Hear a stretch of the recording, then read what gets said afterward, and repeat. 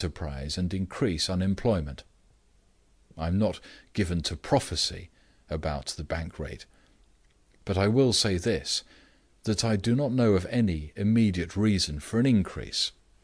Bank rates higher than 5% have been known before the war, in the autumn especially, when heavy purchases were being made in the United States by this country. I am not inclined to prophesy, but certainly nothing that has happened in the week that has passed since we took the momentous step of reverting to the gold standard brings the prospect of a rise in the bank rate any nearer. One thing that will bring about an immediate increase in the bank rate would be the rejection of this bill. It would prevent our credits in the United States. It would lead speculators to attack our parity. There might be an immediate demand for sovereigns for internal circulation. The only possible alternative to this bill is a speedy and serious rise in the bank rate. If we are to adopt the course recommended by the Labour Party, which I am sorry to say they have persuaded the Right Honourable Gentleman, the member for Colne Valley, on his reasonable authority to father, if, I say, we were to adopt that course, there would be a sudden and an immediate rise in the bank rate. I know that there is not the least chance of the House assenting to such an unwise proposal. At the same time, it is worth noting, in view of some of the criticism and attacks that have been made during this session upon the rise in bank rate, the probable reactions which would occur if the bank rate were raised. The first is that if prices have been rising unduly, if there has been over-trading or inflation, prices are prevented from rising further. That is the first reaction. Is that a bad thing for the wage-earning classes? Since when has an undue increase in the cost of living been a matter of indifference to the wage-earners?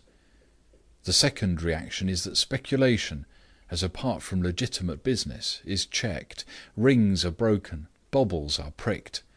If food or raw materials are being held up in large quantities for a rise in price, speculators are forced to disgorge, and the commodities are thrown on the market at reduced prices. Anything like a corner is prevented. Is there anything in that contrary to the interest of the wage-earning classes? What is the third reaction? The value of gilt-edged securities, which varies to some extent inversely to interest rates, is somewhat reduced. The Right Honourable Gentleman, the member for Swansea, spoke with much reprobation the other night against the rentier class.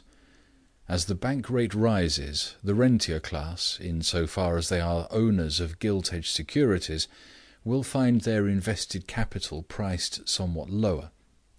Is there any reason why that should arouse the wrath of the Labour Party? We on this side of the House regard it as a misfortune, but I should think it would make an appeal to many of their most deep-seated convictions. There is a fourth reaction which attends the rise in the bank rate. I mean the improvement or maintenance of our exchanges, and particularly our exchange with the United States. Conceive the importance of a stable exchange, a parative exchange, with the United States. When sterling equals gold, or is on the same footing in relation to gold as is the dollar, we are able to purchase the £240 million worth of goods that we have to buy from the United States in the most favourable terms. We are able to make our debt payment of £35 million on the most favourable terms. The same argument applies to a large proportion of the £220 million of interest due to us from our £3 billion of foreign investments. That is largely payable in sterling, and when sterling is equal to gold, we receive that interest on the most favourable terms. The same argument can apply to any payment that might be made to us in regard to inter-allied debts. Insofar as sterling lags behind gold, there is on all these important accounts a heavy loss. If the pound dropped to $4, as I am advised it might have done had we definitely announced the incapacity of this country to resume the gold standard, or as it might do now if the House rejected this bill, let us see what we should lose. I do not say that we should lose indirectly, for that would be far greater, but what we should lose that is traceable and recognizable. My figures are very rough. We should have to pay nearly 1/5 more on our payments to the United States, whether for debt or raw materials and food. Similarly, we might lose 1/5 of our £220 million of interest on foreign investments. That is, we might lose nearly £100 million per annum on our external overseas trading account, or nearly 3 times the present debt we have to pay to the United States. It is considerations like these which have to be balanced against the many disadvantages which follow when a rise in the bank rate takes place. These are not matters of theory. These are all matters of recent experience. All these reactions took place when the bank rate was raised in March. The exchanges were maintained and improved, the value of gilt-edged securities slightly diminished, the cost of living was slightly lower, real wages were slightly increased, enterprise was slightly chilled. Most remarkable of all was the effect upon speculation. The Federal Reserve Banks of the United States form a system which, like the Bank of England, is managed on the broad plane of public interest. When the Federal Reserve Board raised the American rediscount rate, it corrected and prevented unwholesome developments of speculation. An important feature in this speculation was an attempt to hold up the wheat supply. What was the result of raising the rate? Wheat prices dropped 30 cents in a few days. The Bank of England acted shortly after in harmony with the Federal Reserve Board, and in England the quartern loaf immediately fell in price. Surely that is a matter of some consequence to the Labour Party. The right honourable gentleman, the member for Shettleston, made a most serious attack upon the rise in the bank rate. It was a most grave attack. He suggested that it would double the cost of building, and so add enormous burdens to the working classes.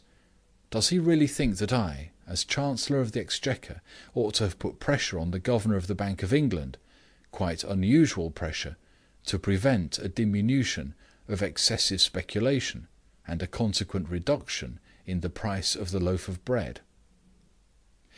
Since I have been forced to deal at some length with this question of the bank rate, let me repeat what I have already said, in order that there should be no misunderstanding, that I know of nothing that would justify an increase in the bank rate in the immediate future. On the contrary, the situation is stable. All the evidence we have goes to show that the great transition to the gold standard has been effected so far. I am not going to prophesy about the future, not in the slightest degree, has been effected so far with ease and with success. I ask the House to pass this bill, and to pass it with all dispatch, as a matter of high public interest. The step we have taken of returning to the gold standard has, for good or ill, been taken upon the responsibility, which they do not shirk, of His Majesty's Government. We should be mad and criminal if, having taken that step, we deprived ourselves of any reasonable precautions which all authorities, even those opposed to the principle of the return to the gold standard, unite in regarding as indispensable. As to the future, that must make its own proof. It is a decision and a policy which cannot be judged by the incidents of a few months, which cannot be finally judged even by the fluctuations of a few years. It may be that in 2 or 3 years material for forming a just provisional judgment will exist, and that the House will be able to say to the Government, "You did right," or "You did wrong." We have acted, however, with the utmost care and forethought. We have acted after full deliberation. We have acted with confidence, and we have certainly acted with decision.